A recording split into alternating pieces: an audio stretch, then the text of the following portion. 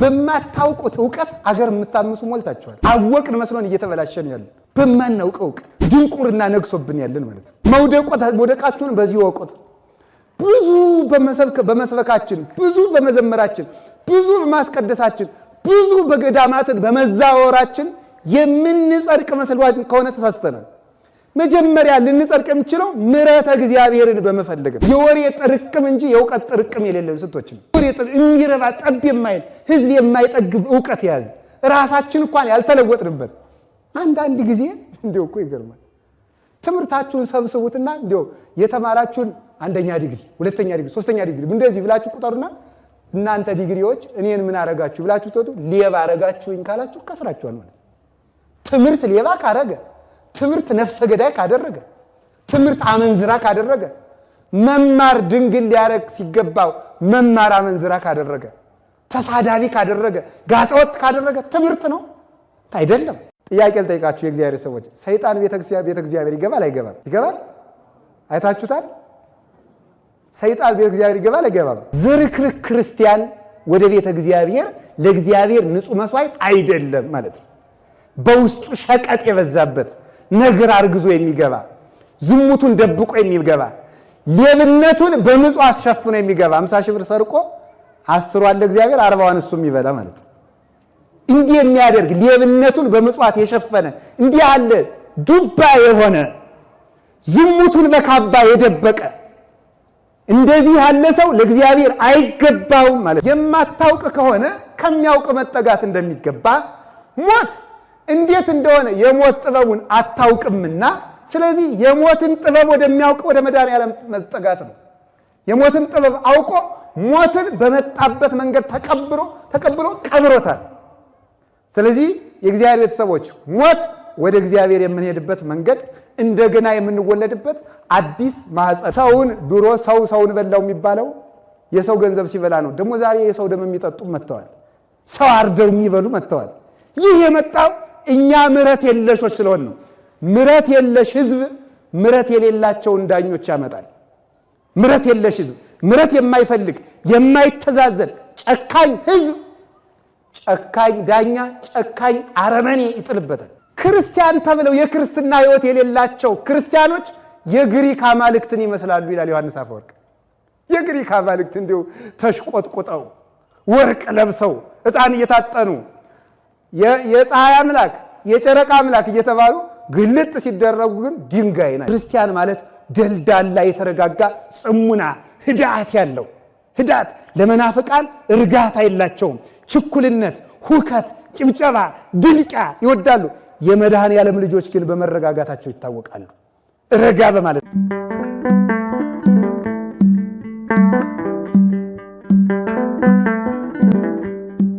በባህሪው ሞት በመንግስቱ ሽረት የሌለበት ቅድመ ዓለም የነበረ ዛሬም ያለ ዓለምን አሳልፎ የሚኖር የአባቶቻችን አምላክ ቅዱስ እግዚአብሔር ኃጢአታችን ታግሶ እስከዚች ሰዓት ስላቆየን ስሙ የተመሰገነ ይሁን። እግዚአብሔርን የወለደችልን መድኃኒታችን ያሳየችን የፀሐያችን ምስራቅ የሕይወት እንጀራችን መሶብ እናታችን ቅድስት ድንግል ማርያም ወላዲተ አምላክ ለእርሷም እግዚአብሔር ከባህሪ ጌትነቱ በታች ከፍጥረት ዓለም ለይቶ ስላከበራት የእርሷም ስም የተመሰገነ ይሁን። ክቡር አባታችን መላከ ሳህል መምህር አለማየሁ የዚህ ታላቅ ደብር አስተዳዳሪ፣ ክቡር ሊቀ ሊቃውንት ስምዐኮነ መላክ በባህር ዳር ሀገረ ስብከት የአራቱ ጉባኤያት መምህር እና የሊቃውንት ጉባኤ ሰብሳቢ፣ የተከበራችሁ ሊቃውንተ ቤተ ክርስቲያን፣ የእግዚአብሔር ቤተሰቦች ሁላችሁ አንድ አምላክ በሚሆን በአብ በወልድ በመንፈስ ቅዱስ ስም እንደምን ሰነበታችሁ? እንደምን ዋላችሁ? እንደምን አመሻችሁ? ኃጢአታችን ታግሶ እስከዚች ሰዓት ያቆየን አምላካችን ስሙ የተመሰገነ ይሁን። አንድ ነገር መናገር እፈልጋለሁ። በእርግጥ ሞኝ ሰባኪ መርሃ ግብር መሪንና ሕዝብን ማጣላቱ ነው ይባላል እና ላጣላችሁ ግን አይደለም። እና እግዚአብሔር በሚያውቀው እኔ የዩኒቨርሲቲ መምህር አልነበርኩም። እግዚአብሔርን የሚያውቀው እና አንዳንድ ጊዜ ቅዱስ ኤጲፋኒዎስ ምን ይላል? ዝናው ከስራው የበለጠበት ሰው ወራዳ ነው ብሎ ይነገራል። ስለዚህ እኔ እንደዚህ አይደለሁም። ለነገሩ የዩኒቨርሲቲ መምህርነት ክብር አይደለም፣ ግን እንደዚያም ደግሞ ግን አይደለሁም ለማለት ፈልጌ ነው። ነገሩ የከበረ ነገር ስለሆነ ሳይሆን እውቀት በሶስት ነው የሚከፈለው። ምኑን እውቀት አለ፣ እርኩስ እውቀት አለ፣ ቅዱስ እውቀት አለ። የተናቀ እውቀት፣ የረከሰ እውቀትና የተቀደሰ እውቀት ተብሎ የተቀደሰ እውቀት የእግዚአብሔር ነው የምታውቁት።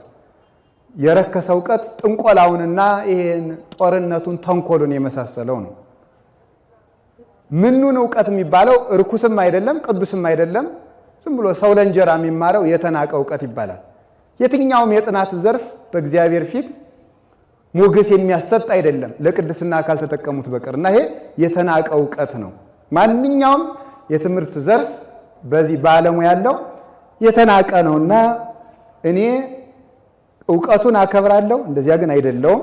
እና ሌላው ደግሞ እኔ ብሉይና ሐዲስ ደብረ ሃይማኖት መካነ ኢየሱስ ቤተክርስቲያን ተምሬያለሁ። መካነ ኢየሱስ ሲባል እንዳትቆጡሽ፣ መካነ ኢየሱስ እኛ ሰዎች ስለተጠቀሙበት የኛ ቤተክርስቲያን ያላደለ እንዳይመስላችሁ ብዬ ነው። መካነ ኢየሱስ የሚባሉ አባታችን አቡነ ተክለ ሃይማኖት ሞተለሚን አጥምቀው ጣዖት አምላኪውን ንጉሥ አጥምቀው የሰሩት ቤተክርስቲያን መካነ ኢየሱስ ነው እና ሌላም እኔም ከጥንት ጀምሮ ብሉያቱ ሐዲሳቱ የሚፈልቅበት የጉባኤ ትርጓሜ ቤት በቅባትና በጸጋ በካቶሊክ ዘመን የክደት እንክርዳድ ያልገባበት ንጹህ ምንጭ የሚቀዳበት ጉባኤ ቤት ደብረ ሃይማኖት መካነ ኢየሱስ ነው የሚባለው። እዚያ ብሉይና ሐዲስ ተምሬያለሁ እና አሁን ጎንደር ግን መንበረ መንግስት እየተማርኩ ነው እንጂ እያስተማርኩ አይደለም። የጎንደር መንበረ መንግስት መድኃኔዓለም የብሉያትና የሐዲስ መምህር የሚለውም ይታረምልኝ። ያም የዚያ መምህር ክቡር ሊቀ ሊቃውንት ዕዝራ ሐዲስ የአራቱ ጉባኤያት መምህር ናቸው። ይህንን እንድናውቅ ብዬ ነው። ከዚያ በተረፈ እግዚአብሔር እንዲያስተምረን ቅዱስ ፈቃዱ ይሁንልን።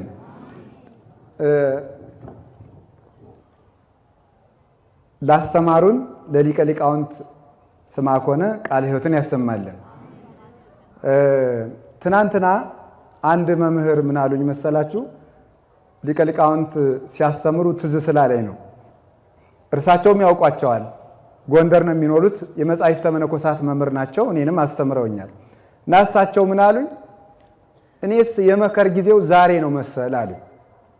አሁን ነው የሚመስለኝ። እኔ ግን ለምንድን ነው ሲባል በመከር ጊዜ ንጹህ ስንዴውን ወደ ጎተራ ይወስዳል ተብሎ ነበረ። ገለባውን በሳት ይጣላል ተብሎ ስለ ምጽአት ነበር የተነገረ። አሁን ግን እግዚአብሔር ወዳጆቹን እየለቀመ ወሰደ። እንክርዳዶቹ ቀረን መሰል። አሁን እየሞቱ ያሉት በእርግጥ ንጹህ ስንዴዎች ናቸው። ሕፃንም ይሁን ወጣትም ይሁን የተሻለ ዘመን የከፋ ዘመንን ሳይወዱ ንጹሃን ስንዴዎች ናቸው። ሰማዕትነትን ክርስቶስን ፈርተው ሳይክዱ የተቀበሉ ይቺ ጽዋ ከኔ ትለፍ ብሎ ጽዋን ሰው በተራ እንደሚጠጣት ሁሉ ይቺ ጽዋ አባ አይልፍ አለ ዛቲ ጽዋም እኔ አባት ወይ ይቺ ጽዋ ከኔ ትለፍ ያለ መድኃኔዓለም በዕለተ መስቀል የኔ የሰማዕትነት የግፍ ሞት በእኔ ለሚያምኑትም ትድረሳቸው ማለቱ ነበረ። ያቺ ደርሳቸው መከሩ እየተፈጸመ ነው። ወዮ ስለሞቱት ስለታረዱት ደማቸው ስለፈሰሰው ስለተቸገሩ ስለተሰቃዩት ክርስቲያኖች ሳይሆን እንክርዳድ እንዳንሆን ለተረፍነው ወዮታ ያስፈልገናል ብለው ነግረውን ነበርና በመከር ጊዜ ስንዴ ሆነን ለመገኘት ያብቃን። እንግዲህ እኔ ጋር ወደ እንማማርበት ርዕስ ስንሄድ መቃብረ ፍትወት በሚል ርዕስ ነው የምንማረው። የምኞት መቃብር በሉ እስኪ አንድ ጊዜ ሁላችሁ። የምን መቃብር አይደላችሁ አላችሁ? አንድ ጊዜ ድገሙት። ሁለተኛ ድገሙት። የምኞት መቃብር ኦሪት ዘኍልቍ ምዕራፍ 11 ቁጥር 34 ላይ የምናገኘው ኃይለ ቃል ነው። ኦሪት ዘኍልቍ ላይ የምኞት መቃብር። በዚህ አጠር አድርጌ ታሪኩን ለመናገር ያክል እስራኤላውያን ከግብፅ ወጥተው ከተጓዙ በኋላ መንገድ ላይ እግዚአብሔር መና ከደመና አውርዶ እንዳበላቸው ታውቃላችሁ። ውሃ ከጭንጫ ፍልቆ እንዳጠጣቸውም ታውቃላችሁ። በኋላ ምን ሆኑ እነዚህ ሰዎች?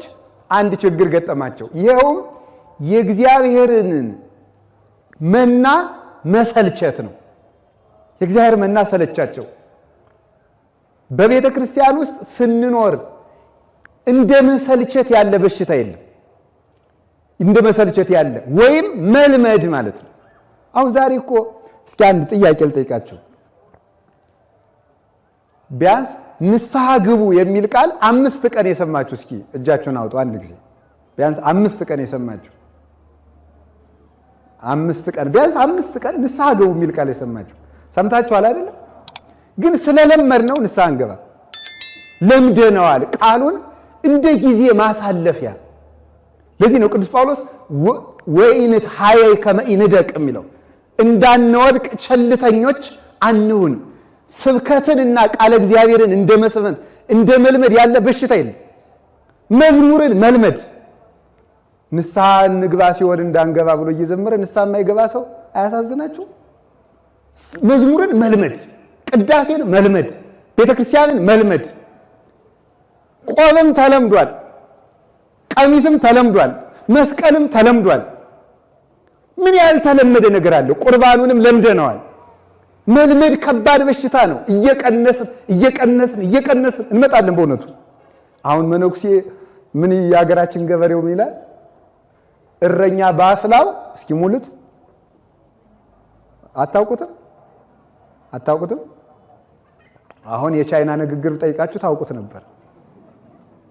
እሺ እረኛ በአፍላው የአህያ መዥገር ይነቅላል ነው። እንግዲህ አህያ አታስቀርብም። በአፍላው ወዲያው እረኛ እንደሆነ ወዲያው በረኝነቱ ወቅት የአህያ መዥገር ይነቅላል። እየቆየ ሲመጣ ግን የላሞችንም ይተዋዋል ማለት ነው። የላሞችን ይተዋል። እንደዚያው እየሆን ነው። መልመድ እና የእግዚአብሔርን ጸጋ መልመድ፣ ቁጣውንም መልመድ፣ እግዚአብሔር ይቆጣል ማለትም መልመድ። አሁንማ እንዴት እንደተበላሸን ማየት ከፈለጋችሁ ጭራሽ ደጋግናችሁ የሚባል ስብከት ነው እንጂ ከፍታችኋል መባል እንኳን መስማት አንፈልግም። ከፍቶባችኋል፣ ኧረ የለም ተቀድሳችኋል ማለት ነው መስማት እንፈልግም። የሚቆረቁር ነገር መስማት አንፈልግም። ሰው ራሱን የሚያስብበት ፈጽሞ ጊዜ እያጣ ነው። ታውቃላችሁ? እስመ ለዘብዙሃ አማይጸንዎ ብዙሃ ይታሰስዎ። ብዙ ለሰጡት ሰው ብዙ ይጠብቁበታል ብሏል ጌታ።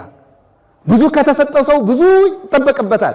መድኃኔ ዓለም አብዝቶ የከፈለንን ያህል አብዝቶ ይጠብቅብናል። ሌላ ዕዳ የለብንም፣ የፍቅር ዕዳ ግን አለብን። ወዶን ለሞት አምላክ ማሳደድ ነው መልሱ። ወዶን ለሞት አምላክ እሱን በመውደድ ፈንታ ኃጢአትን በመውደድ ባርነት ተዘፍቆ ያለ ሰው እንዲህ ያለ ሰው ይሄን ሁሉ የመጣ አሁን እኮ የእግዚአብሔር ፍቅርም ተለመደ። ድሮ እኮ ድራማም ያስለቅሰን ነበርኩ። አሁን እኮ የስቅለት ዕለት እኮ ማልቀስ ተተናል። በምንም ታምር ሰው ሞተ ከቴም ለሰው ሊያለቅስ ነው? እንዲሁ አሁን እኔ ተደብድቦ ካልሆነ የሚያለቅስ የለም። እንኳን ወንዱ ሴቱም በእውነቱ እንዲሁ የሴቶቻችን የእናቶቻችን የእህቶቻችን እንባ ሰማይን ቀዶ መንበረ ጸባዖት ይደርስ ነበረ። አሁን ሴቱም ትቶታል ይመስለኛል። ያላየዋቸው ግን ተትቷል። እንባ ቀረ። ዕዳ ከሌለብን ዲያብሎስ ከኛ ሞትን ማምጣት አይቻለውም። ርቱ ሃይማኖት ምን ይላል? ሰይጣን ካንተ እንዲርቅልህ ትፈልጋለህ? እንዲርቅልህ ከፈለክ የሰይጣን ዕዳ ሊኖርብህ አይገባም። ክፉ አበዳሪን ገንዘቡን በጊዜ ወርውሮ መጣል ነው። ወርውሮ ከጣልክበት ማለዳም ማታም መጥቶ አይነዘንዝም። የሰይጣን ዕዳ ከሌለብህ ሞት የሰይጣን ዕዳ ነው፣ አትቀሰፍም። የሰይጣን ዕዳ ደግሞ ኃጢአት ነው። ገንዘቡ ካለብህ ግን በጠዋትም በማለዳም ሰላምክን ይነሳል። ከብረህ ከተቀመጥክበት ያዋርዳል። ዝሙቱ የሰይጣን ዕዳ ነው። ዘሩ፣ ኃጢአቱ፣ እንዲህ ያለው አመንዝራነቱ በሙሉ እንዴት እንደነገሰበትን አስተውላችሁታል? ይህን ወርውሮ ያልጣለ ሰው የሰይጣን ዕዳ በላዩ ላይ አለበት እና አሁን የእግዚአብሔር ፍቅርም ተለመደ። ክርስቶስ ስለኛ ሞተ፣ ለመድ ነው። በምንም ታምር ምን ነው አንድ ቀን መቸንከሩን አስበን እንኳን እንባ ጠብ ብትለን ኑሮ ይህን ሁሉ ኃጢአታችን አጥበን በጣል ነው ነበረ። እንባ ማለት የኃጢአትን ዕዳ የሚፈቅ ነው። ኃጢአት ይሏችኋል የዕዳ ደብዳቤ ነው። ደብዳቤ በውሃ ሲዘፈቅ መልሶ እንደማይነበብ በንባ የደመሰሱት ኃጢአት መልሶ አይነበብም። ትሄይስ አሐቲ አንብ ዘበንስሐ ተመልከቱ፣ እምብዙኃት አባግ ተመልከቱ ዘበመስዋዕት ወአሊምት ብሎ ይናገራል። ወግሪስ የሚባል ሊቅ ብዙ ኮርማዎችን ከማረድ ብዙ ወይፈኖችን ከማረድ ብዙ በጎችን ከማረድ ለእግዚአብሔር አንዲት ጠብታ እንባ ማፍሰስ ፍጹም መስዋዕት ነው ይላል። ፍጹም መስዋዕት ይላችኋል እንባ ነው እና እግዚአብሔርን ከመልመድ ይሰውራል። እግዚአብሔርን መልመድ በጣም ከባድ ነው። እግዚአብሔርን መውደድ እንጂ መልመድ ደፋርነት ተገቢ አይደለም እና የእግዚአብሔር ጸጋ ሰለቻቸው። ስለለመድ ነው። ትዝ ይላችሁ እንደሆነ ቤተክርስቲያን መምጣት ምዕመናን ቤተክርስቲያን አትቅሩ፣ ምዕመናን ቤተክርስቲያን አትቅሩ፣ ምዕመናን ቤተክርስቲያን አትቅሩ ስንባል ለጠቤት ባለፈው በሽታ መጣና ቤተክርስቲያን እንዳትመጡ ተብሎ ቁጭ አለ ማለት ነው። የለመድነው ነገር እንደ ዋዛ ያየነው ነገር ስንት ዋጋ እንዳስከፈለን አይታችሁታል። የመድኃኔዓለምን ትንሣኤ እንኳን ቤተ እግዚአብሔር እንዳናከር የከለከለን ደዌ የመጣ መልመድ ነው። ይሁን ሁሉ የቤተ እግዚአብሔርን ጸጋ አልገባና አለ። በዚህ ቤተ ክርስቲያን እኮ ስትመጡ በጋ መድኃኒት ኢየሱስ ክርስቶስ እየተፈተተ ታገኙታላችሁ። ጽዋ መድኃኒት ክርስቶስ እየተቀዳ ታገኙታላችሁ። ነቢያት ከነትንቢት አዝመራቸው ይገኛሉ። ሐዋርያት ከነስብከት ገረዳቸው ይገኛሉ። ሰማዕታት በደማቸው እያበሩ ይገኛሉ። መነኮሳት ከቅድስና መዓዛቸው ጋር ይገኛሉ። መላእክት የቅድስና ማሕሌትን እያጎረፉት ይገኛሉ። ድንጋይ የምትስሙ ይመስላችኋል? ቤተክርስቲያንን በተሳለምን ጊዜ እኮ ተመልከቱ። ወውእቱ ርእሳ ለቤተክርስቲያን ወንተ ይእቲ ሥጋሁ ይላል ቅዱስ ጳውሎስ።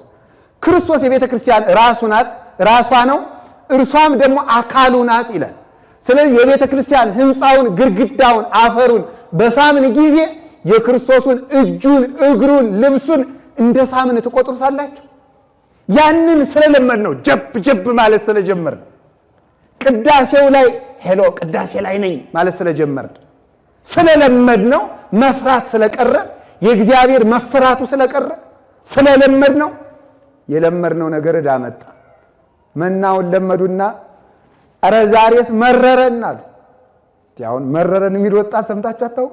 እንዴ ይገርማል እኮ መኖር መረረኝ ለሚል ወጣት የሚጣፍጥ ሞት ይሻለዋል። እንግዲህ ሞት መጣ። መኖር ከመረረህ መሞት ይጣፍጥህ ይሆን? ሰላም ለመረረው ሰው ጦርነት ይጣፍጠው ይሆን? ውሎ መግባትን እንዴት እንደቀላል እናየው መሰላችሁ። ዛሬ ግን ሰግተን እንውላለን፣ ሰግተን እናድራለን ሁልጊዜ እና ሰላምን መልመድ፣ ቀንን መልመድ፣ ሌሊትን መልመድ፣ የእግዚአብሔርን ጸጋ መልመድ እንዴት ያለ ከባድ በሽታ ነው። አረ ዛሬ ስለመና መረረን መኑ ያበላን ስጋ ስጋ ማን በሰጠን አሉ። ዛሬስ የግብፅ ዱባ ናፈቀን። ታውቁታላችሁ ታሪኩ። ግን የግብፅ ዱባ ምንድን ነው? አንድ ነገር ንገራችሁ። ቤተ ክርስቲያን መስዋዕት ከማይገቡ ተክሎች መካከል ለአስራት በኩራት ቤተ ክርስቲያን ከማይገቡ እህሎች መካከል አንዱ ዱባ ነው። ለምን መሰል ታውቃላችሁ? ዱባ አታውቁም? አቤት መቼም ለትህትና ነው እንጂ ጠፍቷችሁ አይሆንም።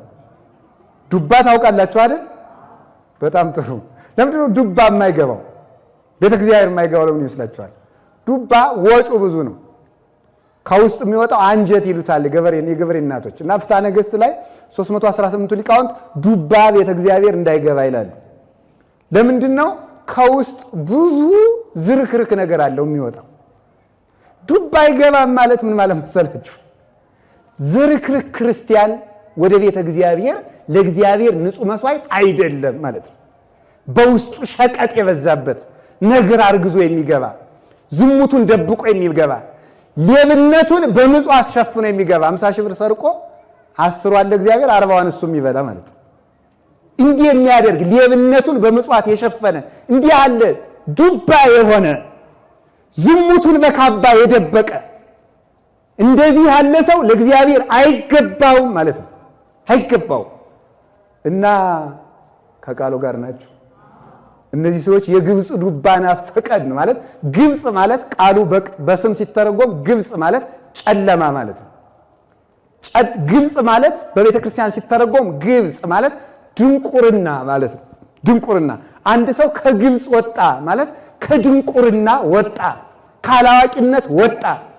ክርስቲያን ማለት ተመልከቱ ክርስቶስን የሚያውቅ ነው። ንሕነሰ መሲሐውያን ይደለወነ ከመ ናእምር ዘይበቋነ ወዘይበቋነ። እኛ ክርስቶሳውያን የሚረባንን ከማይረባን ለይተን በማወቃችን የክርስቶስ መሆናችን በዚህ ይታወቃል ይላል ቅዱስ ዮሐንስ አፈወርቅ። የሚረባንን ከማይረባን ለይተን በማወቃችን የሚወደደውን ከማይወደድ የምንከተለውን ከማንከተለው ለይተን ስናውቅ ያን ጊዜ ክርስቶሳውያን መሆናችን በዚህ ይታወቃል። ከድንቁርና ወጥተው እንደገና የግብፅ ዱባ ማለት የድንቁርናና የኃጢአት እንጀራ ማለት ነው። ሰርቀው የሚበሉት፣ ቀምተው የሚበሉት፣ ደም አፍሰው የሚበሉት እንጀራ የግብፅ እንጀራ ተብሎ ይባላል። ከእግዚአብሔር የወጣ የግብፅ እንጀራ ዛሬ ብዙዎቹ የሚበሉት የግብፅ እንጀራ ነው መስሏቸው ነው እንጂ ሁሉም ተራው ሲደርስ ይቀራል። የሚገርማችሁ በዚህ ዓለም ላይ ስንኖር በጣም ከባዱ ነገር ደስታን መቆጣጠር ነው። ሐዘን ቀላል ነው፣ ደስታን መግታት ግን ከባድ ነው። ባለስልጣን ሆነው በሰው ደም የሚኖሩ፣ ነጋዴ ሆነው በሰው ደም የሚኖሩ ይሄን ቢያውቁ እንዴት መልካም ነው። የደም እንጀራ እየበሉ ከሆነ ያ ደም የሚያሰጥምበት ጊዜ ይኖራል። በኢትዮጵያ ታሪክ ለአንድ ቀን የነገሰ ንጉሥ ነበር። ይገርማቸዋል። አንድ ቀን ነግሶ የዚያን ዕለት የሞተ ማለት ነው ንጉሥ ነው። እና የሞተ በምን እንደሆነ ታውቃላችሁ? በደስታ ነው። ነገሰ። ሰዎቹ ተሰብስበው እንኳን ደስ አለህ እያሉ ሊስሙት ክብብ ብለው ሲውሉ እስትንፋስ አጥሮት ታፍኖ ሞተ። ደስታም አፍኖ ይገላል። ጠበንጃ ብቻ የሚገል አይምሰላችሁ። ጎራዴ ብቻ የሚገል የታጠቁ ሰራዊት የያዘ ሰው በደስታ ታፍኖ ሊሞት ይችላል። ሰው ማወቅ የሚገባው ይሄንን ነው። ግብፃውያንን ያሰጠመ የግብፅ እንጀራ ማለት የግብፅ ዱባ ማለት የዓለም ግሳንግሷ ሰርቆ ቀምቶ የሚበላ ቋንጃ ቆርጦ ደም አፍሶ በሰው ደም እጁን ታጥቦ የሚበላ ይህ የግብፅ እንጀራ ነው። ፈርዖን እንዳሰጠመ መስጠሙ ያማራቸው ሰዎች ናቸው። እንዲህ ብለው እግዚአብሔርን ሲፈታተኑ ስጋ ማን በሰጠን ብለው ሲመኙ የእግዚአብሔር መና ሲሰለቻቸው በል እንግዲህ ራሳችሁን አንጹ፣ ነገ ስጋውን እንደ ዓሣ ወርድላችኋለሁ በላቸው አለው እግዚአብሔር ለሙሴ። ስጋው ወረደላቸው። ሁሉም ሰው እየሳሳ ባፉ በላ። አፋቸው ላይ እንዳለ ወተት ለሚፈልግ ወተት፣ ስጋ ለሚፈልግ ስጋ፣ ቅቤ ለሚፈልግ ቅቤ ሆነላቸው አፋቸው ላይ። ወንዘ አዲ መብልኦሙ ወመጻ መቅሰፍተ እግዚአብሔር ላይ ሊሆሙ።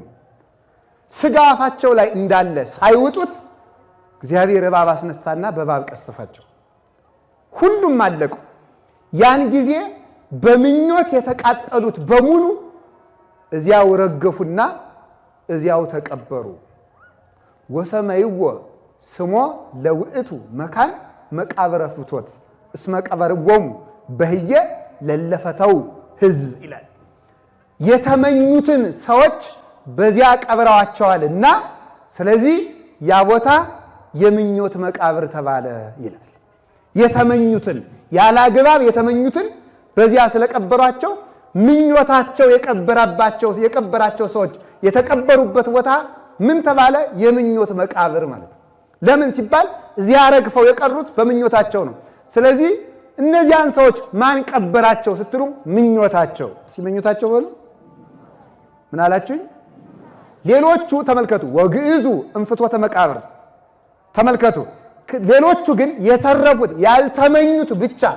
ያልተመኙት ብቻ ከዚያ ወጥተው በሌላ ቦታ አደሩ ይላል። ምኞት ቀበራቸው። ቅዱስ ምኞት የተመኙት ወጡ፣ ርኩስ ምኞት የተመኙት እዚያው ተቀበሩ። እግዚአብሔር ከመቀበር ይሰውረን፣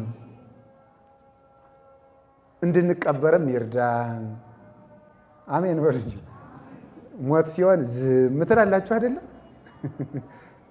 እስኪ አንድ ጊዜ ሁላችሁም ወደ ቤታችሁ ወደምትሄዱበት አቅጣጫ ፊታችሁ ዙሩ። እንደተቀመጣችሁ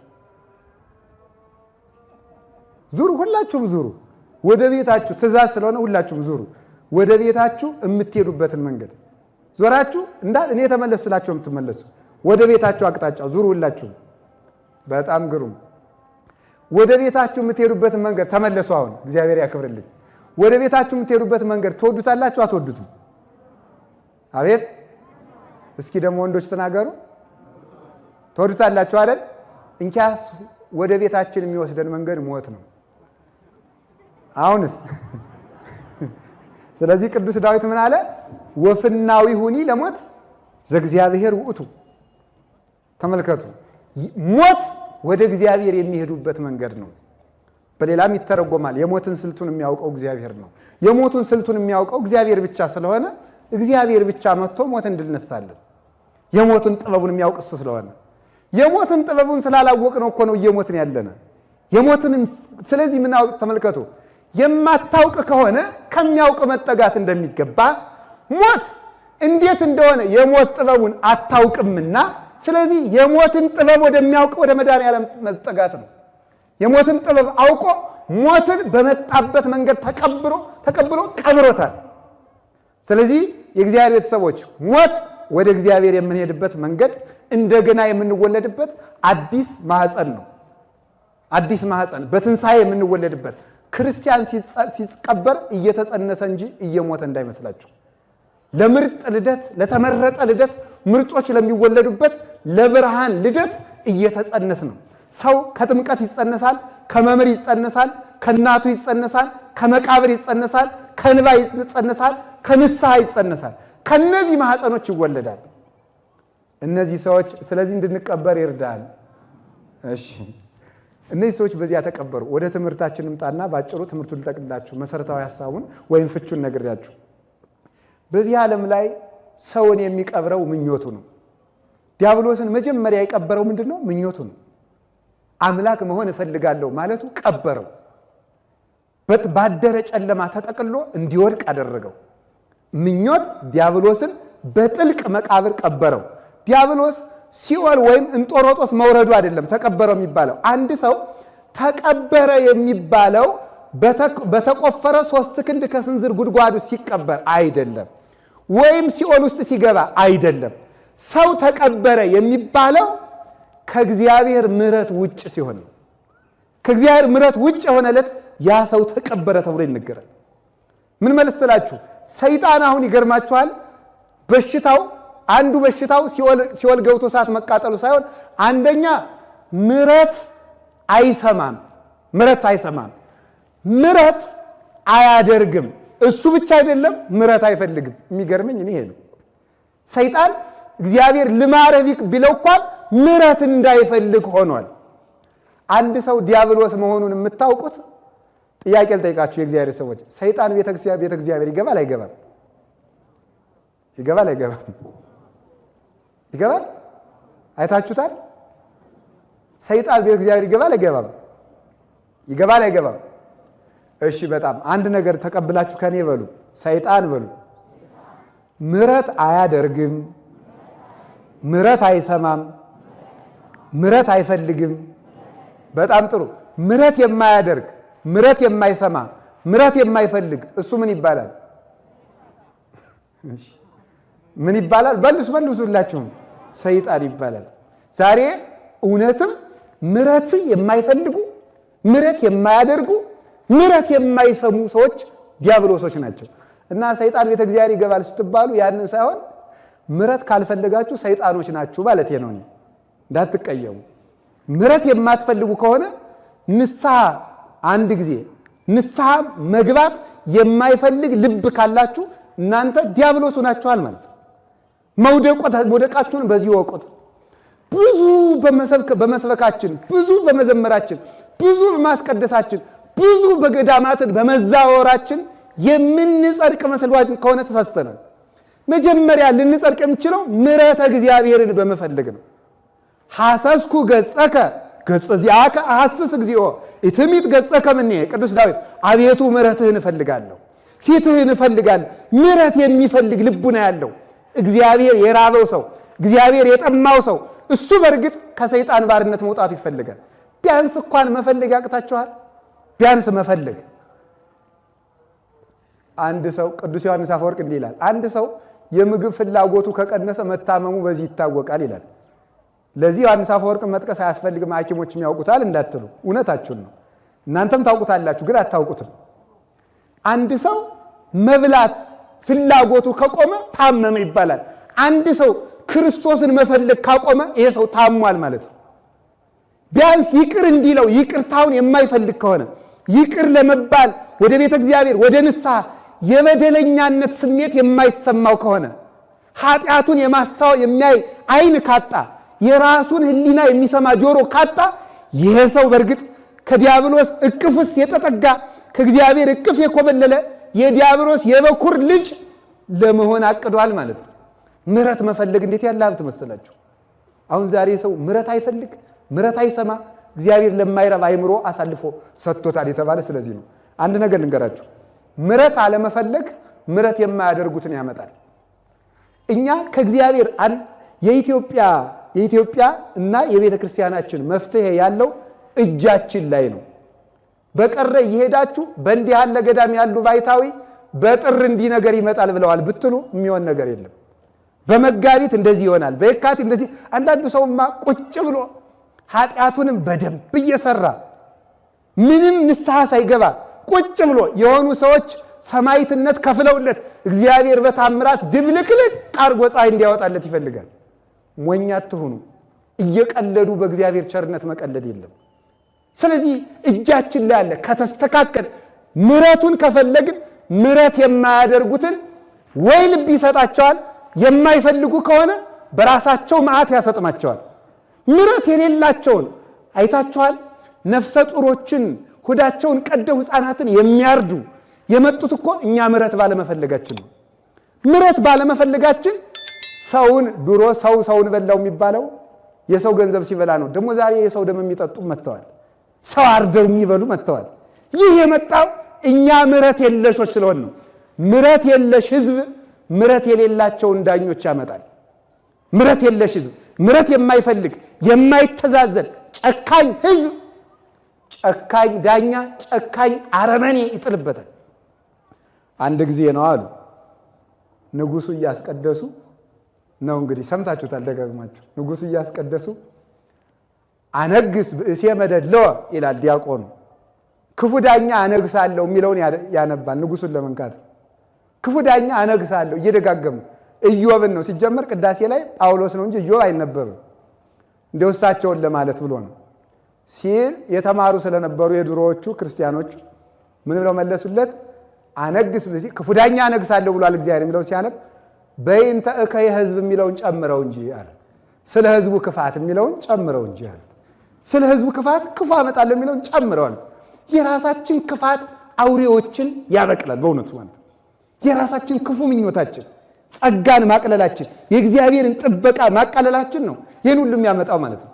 ዲያብሎስን የቀበረው ምኞቱ ምሕረት የለሽ መሆኑ ምሕረት እንዳይኖረው እንዳይደረግለት ተደርጎ ተቀብሮ። ለዚህ ነው አንዳንድ ጊዜ ጠንቋዮች ውሸታም የሚሆኑት። አንዳንድ ጊዜ ሳይሆን ሁልጊዜም ውሸታም ይሆናሉ። ግን አንዳንድ ጊዜ ያልኳችሁ ለምንድን ነው? ከቃሉ ጋር ናችሁ። ሰይጣን ይገርማችኋል፣ ምሕረት አይሰማም ብያችኋለሁ። ምሕረት አይሰማም፣ መዓት ግን ይሰማል። ለምሳሌ ቤተክርስቲያንን የሚጠብቁ ሁሉም መላእክት ይጠብቃሉ። ግን ለዚህ ስራ የተመደቡ 9 መላእክት አሉ ቤተክርስቲያን ግቢ ውስጥ።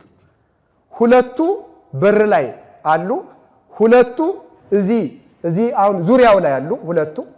2ቱ ቀኔ ማይሌት አሉ። ስንት ሆኑ? 6። 2ቱ ቅድስት ላይ አሉ። ስንት ሆኑ? 8። አንዱ መቅደስ ላይ አለ። አስታውሉ። ታዲያ አገር ሲበደል፣ ድሃ ሲበደል፣ ፍርድ ሲጓደል 2ቱ አገር ተበደለ፣ ፍርድ ጎደለ፣ ግፍ የሚሰማ ጠፋ ብለው እዚህ ላሉት ይነግራሉ። ስርዓት ለመጠበቅ ነው እንጂ እግዚአብሔር በቅደም ተከተል የሚሰማ አምላክ ሆኖ አይደለም። እዚህ ደግሞ ያሉት ተመልከቱ፣ 2ቱ ቅድስት ላሉት ይናገራሉ። ቅድስት ያሉት ቅኔ ማህሌት ያሉት ቅድስት ላሉት መቅደስ ያሉት ደግሞ ለሊቀ መላእክት ለቅዱስ ሚካኤል ይናገራል። ሊቀ መላእክት ቅዱስ ሚካኤል ግፉን ለእግዚአብሔር ያቀርባል። እግዚአብሔር አይሰማም እንዳትሉ። ታዲያ እግዚአብሔር እስራኤልን የማይሰማ ሆኖ ነው ሙሴ ይነግረው የነበረው? ይሰማል፣ የሥርዓት አምላክ ስለሆነ ነው እንጂ። በኋላ ተመልከቱ፣ ቅዱስ ሚካኤል ሲያቀርብ እግዚአብሔርም ይህንን ይችን ሀገር ፍርድ የጎደለባት ድሃ የተበደለባት ደም እንደ ጎርፍ የሚፈስባትን አገር በሰይፍ ፍጁ ብሎ መቅሰፍት ያዛል። ይህንን ሰይጣን ይሰማል። ከዚያ በኋላ እስኪ አንድ ሐሳብ ልንገራችሁ። መቅሰፍት የሚጀምር ሀ ከመቅደስ ለ ከመቅደስ ውጭ ምረጡ እስኪ በሉ። ከመቅደስ ውስጥ ነው ውጭ ነው የሚጀምረው? ከውስጥ ነው የሚጀምረው። በረከትም የሚጀምረው ከዚህ ነው። መቅሰፍትም የሚጀምረው እዚሁ ነው። ከዚያ ቅዱስ ሚካኤል መቅሰፍቱን ያመጣል። መቅደስ ላለ ይጀምራል። ከመቅደስ እያጨደ ይወጣል ማለት ነው። እያጨደ ይወጣል።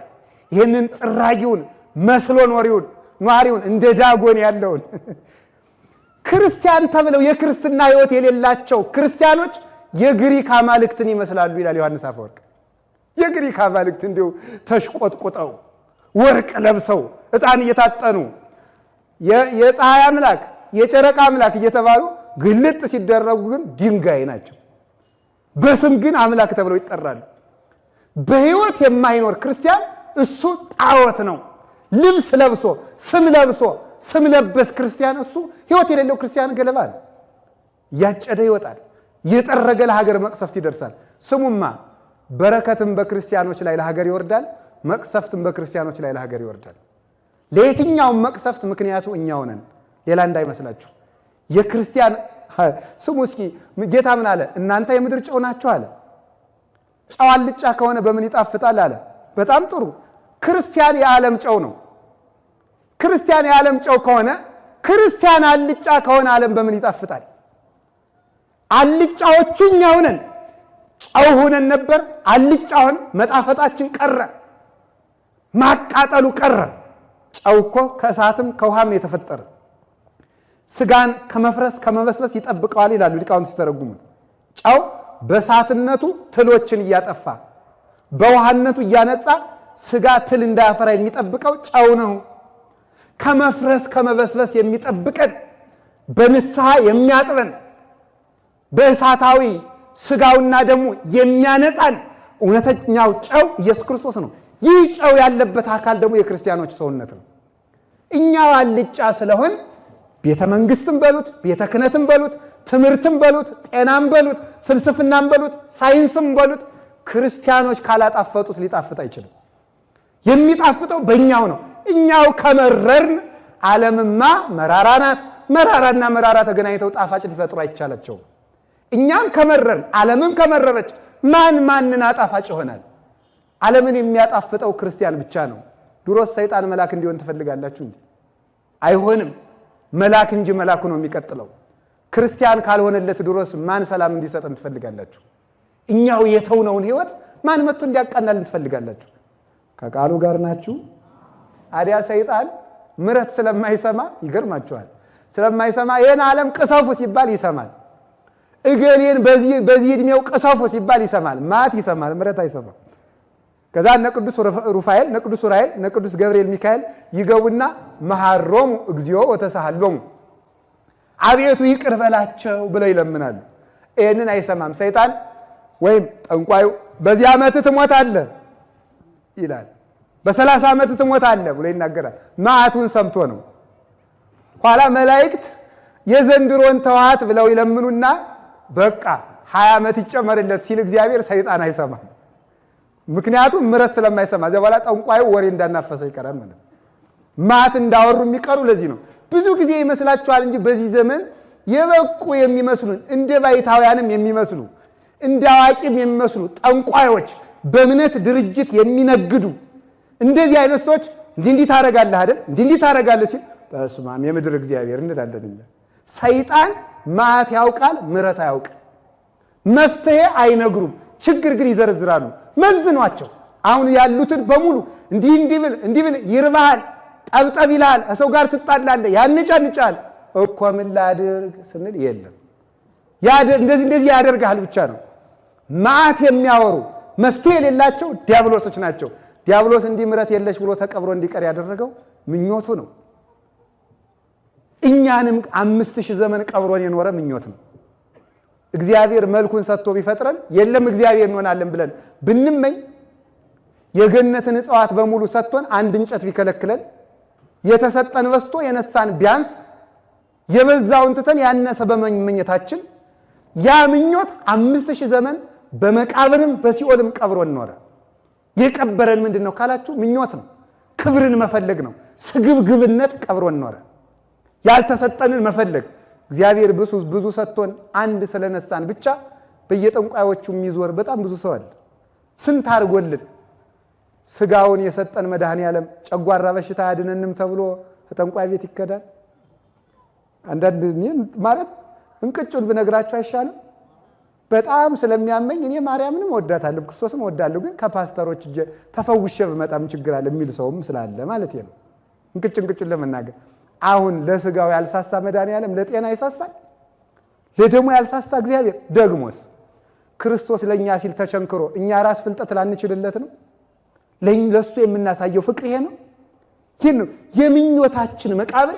የበዛውን ማየት የሚችል አይን አተናል። በእውነቱ እንዴት ያለ ጸጋ ያለን እኮ መስላችሁ እማምላክን እንደኛ ያለ ባለሀብት እኮና ባለጸጋ እኮ የለም። ማርያምን ያህል እናት ሰጥቶን ጸጋ የመላባት የማይደክሙ ጠባቂዎችን መላእክትን ሰጥቶን ምን ጎሎብን? አይመሽባቸው ፈጣኖች፣ አይደክሙ ኃያላን፣ አይሞቱ አይታመሙ ሕያዋን፣ ተራራና ገደል ወንዝና ሸለቆ አይጋርዳቸው ረቂቃን፣ ፈጣኖች እንደ እሳት እኛን መብላት ከመጀመሩ በፊት ከእሳት ቀድመው የሚገኙ ኃያላንን የሰጠን። ነገስታት እኮ ባለስልጣኖች እኮ በሚሞቱና በሚክዱ ወታደሮች ነው የሚታጀቡት። እግዚአብሔር ይመስገን እኛ የምንጠበቅ ግን ዘላለም በማይርቁ በማያንቀላፉ ትጉሃን መላእክት ነው። ሁላችንም ስንወጣ ስንገባ። ለዚህ ነው መጽሐፍ ብቻዬን ነኝ ብለህ ከቤትህ ራቁትህን አትተኛ፣ ሰው ባያይህ ጠባቂ መልአክህ አይለይህምና ይላል። የማይለዩ ረቂቃን መላእክት አዛኞች የማይጸየፉ ተሰጥቶናል። ይህንን ሰጥቶን ከምግብ መርጦ ስጋውን ሰጥቶን፣ ከመጠጥ በላይ ደሙን ሰጥቶን፣ ከልብስ መርጦ ራሱን አልብሶን፣ ከሀገር መርጦ መንግሥተ ሰማያትን ሰጥቶን፣ ከሰይፍ መርጦ መስቀሉን ሰጥቶን፣ ከጫማ ይልቅ ወንጌልን አጫምቶን፣ እንዲህ ያለን ባለጠጎች በመሆን ሆነን ሳለን ትልቁን ሰላም ሰጥቶን፣ ጥቂት ሰላም ፍለጋ ሁላችሁም መዝሙር ያልሰጣችሁን ሰላም ዘፈን ሊሰጣችሁ በየኢንተርኔቱ ስትርመሰመሱ የምትውሉ ትኖራላችሁ፣ እንኖራለን። ከድራማ እንዲሁ እኮ አይድረስ የራሳችሁ ህይወት ድራማ ሆኖ ድራማ ስታሻትቱ ትውላላችሁ። ሰው እኮ ራሱ ድራማ ነው። እኔ የኔ ንግግር አይደለም፣ ብዙ ሊቃውን ተናግረዋል። የድራማን ህይወት ማለት ድራማ ማለት ንጉሥ ሆኖ መድረክ ላይ ይሰራል፣ ሲወርዳ ግን ያው ጋሽ ዘለቀ ከሆነ ጋሽ ዘለቀ ነው ሲወርድ። ለ40 ደቂቃ ግን ንጉሥ ነበር። ይሄ ማለት መሰላችሁ በመድረክና በአደባባይ ክርስቲያን መስሎ የሚታይ በአፋ ግን ከቤተ ክርስቲያን መልአክ ከውጭ ሰይጣን የሚሆን ሰው ነው። እንዲህ ያለ ሰው ህይወቱ ድራማ ነው። በዚህ በእግዚአብሔር ቤት ያላገኘነውን ሰላም የትም አናገኘው። ርካሽ ነገር ፍለጋ ህሊና ሰማያዊ አጣን። ከፍ ማለት አቃተን። አሻግሮ ማየት አቅቶና እስኪ ወደ ላይ ቀና ብለን እኮ የተፈጠርነው እኮ የሰማይ ሐሉ ዘበላይሉ ያለ ቅዱስ ጳውሎስ ተመልከቱ። ሐሊው ዘበላይሉ ያለው የላይኛውን አስቡ እንጂ ብሎ የተናገረው ለምንድን ነው? እባብ አትሁኑ። እባብ በልቡ ይሄዳል፣ መሬት ለመሬት ይሄዳል። እናንተ ግን እንደ ባለ ክንፍ እስከ የት እንብረር ካላችሁኝ ይላል። ተመልከቱ። እስከ አማ አሎ ተመልከቱ። እስከ ሀበ ሀሎ ወልደ እጓለ እመሕያው ይነብር በየማነ አቡሁ። እስከ የት ድረስ ልብረር ካልከኝ የሰው ልጅ ኢየሱስ ክርስቶስ በአባቱ ቀኝ እስከተቀመጠበት መንበር ከፍ ብለህ እንድታስብ የተሰጠህ ንዑድ ክቡር ፍጥረት መሆንን ለምን ተረሳለህ ብሎ ይነገራል። ያ ምኞታችን ቀበረን። ሰው መሆን እኮ ትልቅ ጸጋ ነበር። እስኪ ሰው በሉ፣ ሰው በሉ። ሰው በራሱ እኮ ሰውነት እኮ ራሱ አምላክነት ነው። ሰውነት ራሱ አምላክነት ነው። ሰው መሆን ሰው እኮ የእግዚአብሔር መልክ ነው። እስኪ አንድ ጊዜ ሁላችሁ እኔ የእግዚአብሔር መልክ ነኝ በሉ። ናችሁ? ግሩም። የእግዚአብሔር መልክ ነኝ ብላችኋል። ያ ማለት ምንም ነውር የለብኝም ማለት ነው። ስንፈጠር ነበርን፣ እውነታችሁ ነው። ኋላ ግን ተለውጠናል። የተሰጠንን አሁን እግዚአብሔር ያሳያችሁ። ክርስቶስ ያመልክታችሁ። ከልብሱ ቀዶ የሚያለብስ ቸር ሊገኝ ይችላል። ከእንጀራው ቆርሶ የሚያጎርስ ቸር ሊገኝ ይችላል። መልኩን የሚሰጥ ግን ማን ይገኛል? እግዚአብሔር ብቻ ተገኘ። እግዚአብሔር ብቻ መልኩን ሰጠ። ባሪያው በመልኩ ፈጠረን። ያንን ትቶ እንስሳት አራዊትን ትቶ ግዙ ብሎ ሰጠን። ገዥነቱን ሰጠን። ምድርን ግዙአት አለ። እንስሳቱን፣ አራዊቱን፣ ውሃውን፣ ገደሉን ግዙ። ሌላው እኮ መላእክት እኮ የተፈጠሩት ለሰው አገልግሎት ነው። ሰውን ለመጠበቅ ነው። ፍጥረታት ሁሉ ለኛ ተፈጠሩ። ከሰው በላይ ንጉስ የለም። ይሄ ንጉስና ትንሽ በመፈለግ ወደ ባርነት ተለወጠ። ትልቁን ትቶ ትንሽን የሚፈልግ ሰው እሱ ባሪያ ይሆናል ማለት ነው። ምኞት አዳምን ቀበረ፣ ምኞት ሔዋንን ቀበረ። የብርሃን ልብስ በራቁትነት ተቀበረ። ገዥነት በባርነት ተቀበረ። ሕይወት በባርነት ተቀበረ። እንዲያውም እግዚአብሔር በመልኩ ፈጥሮ ሲያበቃ ይላል ቅዱስ አትናቴዎስ፣ ሰው የተፈጠረ በእግዚአብሔር መልክ ነው። በእግዚአብሔር መልክ ተፈጥሮ ሲያበቃ የእግዚአብሔር መልክ ሕያው ነው። እንዴት ሰው ይፈርሳል ይላል። እግዚአብሔር ለምንድን ነው ፍረሱ ያለን? መሬት ናችሁና መሬቱን ለምን ይለናል? በመልክ ፈጥሬያችኋለሁ ብሎ ሲያበቃ እንደገና ፍረሱ ብሎ ይፍረድብን? የሱን ፍቅር ያፈረስንለት አካላችን መፍረስ ተፈረደበት ይላል። የእግዚአብሔርን ፍቅር ያፈረሰ ሰው አካሉ በሞት ይፈርሳል። እኛ የምንፈርሰው ፍቅር እግዚአብሔርን ካፈረስን ብቻ ነው። የፍቅር ውላችን ካልፈረሰ ሞት እኛን የማፍረስ ስልጣን የለውም። የገነት ሕይወት የፈረሰ በምንድን ነው ካላችሁ፣ በፍቅር እግዚአብሔር ችግርና ጉድለትና በምኞት ነው። ምኞት የገነትን ትዳር አፈረሰ። ምኞት የገነትን ትዳር አፈረሰ። ሀገርን የሚያፈርሳት ክፉ ምኞት ነው። በደንብ አስተውላችሁ ቁጭ ብላችሁ ጊዜ ሰጥታችሁ ብታዩ ፖለቲከኛም ይሁን ዘረኛም ይሁን ምንም ይሁን ሀገር የሚያፈርስ ሁሉ በክፉ ምኞቱ የተነሳ ነው። ማንኛውም ሰው ቅዱስ ምኞት ያለው ሰው እሱም አይፈርስም፣ ሀገርም አያፈርስም። ቅዱስ ምኞት ያድለን እግዚአብሔር። ያንን ምኞት ተመኘን፣ ተቀበርን። 5000 ዘመን ስንሰቃይ ኖር። ብዙ ሰዎች ምኞታቸው ቀብሯቸዋል። ቃየልን የቀበረው ምኞቱ ነው። አቤሴሎምን የቀበረው ምኞቱ ነው። አንድ ሁለት ሐሳቦችን ላንሳና ስለከፉ ምኞት ስለ ትክክለኛው መቃብራችን አንስቼ ትምህርቴን ጠቅልለው። አቤሴሎም በጣም የሚነሳ ሰው ነው፣ ምኞቱ የቀበረው ሰው። አቤሴሎም ከአባቱ ቤተ መንግስት ይቆምና ከየት መጣችሁ? አይ ካዛጦን። አይ መንገድስ ሰለፍ ደክማችሁ ነበር፣ መንገድ ተመታችሁ ነበር፣ ልፋታችሁ ብዙ ነው። አዲያ ከቤተ መንግስት ያሉት ሰዎች ቀን በስካር ሌሊት በእንቅልፍ አይደል የሚያድሩ፣ አይፈርዱ እያለ ስም ያጠፋል። አሁንም እንዲያለ የህዝቡን ልብ አሸፈተ። አንደኛ በውበቱ፣ ሁለተኛ ባንደበቱ መጣፈጥ፣ ተንኮሉን የውስጡን ተንኮል ባንደበቱ ለዛ ሸፍዶ የሰውን ልብ መስረቅ ጀመረ። ሰውን ከዳዊት ማስኮብለል ጀመረ፣ ያስኮበልል ጀመረ። እንዲህ አድርጎ አስኮብሎ መጨረሻ ላይ ነጋሪት ሲመታ አቤሴሎም ነገሰ በሏል። የህዝቡን ልብ ተቆጣጥሮ እንደጨረሰ ባወቀ ጊዜ አቤሴሎም ነገሰ በሏል። ይሄ እንደሰማ ልል የሚል ሳይመረምር የሚያጨበጭብ ህዝብም አቤሴሎም ነገሰ ብሎ ልላለ። እኔ እኮ በዚህ ዘመን እግዚአብሔር ይስጥልኝ ሲባል ብቻ ሳይሆን እግዚአብሔር ያጥፋችሁ ሲባል እንኳን እልል የሚል ህዝብ ያለ ነው የሚመስለኝ። ምን እንደሚባል ሁሉ እኮ ሳናውቅ እልል እንደው እኮ ጹም ድንቅ ነው። ዝም ብለን እልል እያን ነው ቀለን የቀረ ነው በእውነቱ ማለት ነው። አስተዋይ መሆን ይገባል። ክርስቲያን ደልዳላ ነው። ሳይመረምር አይጮህም፣ ሳይመረምር አያጨበጭብም፣ ሳይመረምር አይከተልም፣ በከንቱ ነገር አያወራም፣ እቅዱንም አይለፈልፍም። በየቦታ ወሬኛ መሆን አይገባንም። እስቲ ዝም በሉ። መድኃኔዓለም እኮ ዝም ብሎ እኮ ነው ሰይጣንን ያጠፋው። ዝም ብሎ አጠፋው። ዝም ሰንበትን ሽርሃል፣ ዝም ሕግ ሽርሃል፣ ዝም በደል ፈጽመሃል፣ ዝም እርኩስ ምራቅ ሲተፉበት፣ ዝም ሲገረፍ፣ ዝም ሲጎትቱት፣ ዝም ሲቸነክሩት፣ ዝም ሲወጉት፣ ዝም አለና በስራ ተናገረ። እንግዲህ እስኪ የሰማይ አምላክ አለን ብላችሁ ከሆነ እኔን የሰቀላችሁት ሰማይን የፈጠረ ማን እንደሆነ ተመልከቷልና ፀሐይ፣ ጨረቃ፣ ከዋክብትን አጨለማቸው። በቆማችሁበት ምድር ተመክታችሁ ከሆነ መሬትም ቢሆን የኔ መሆኗን እዩ አለና አለቱን ሰነጠቀው።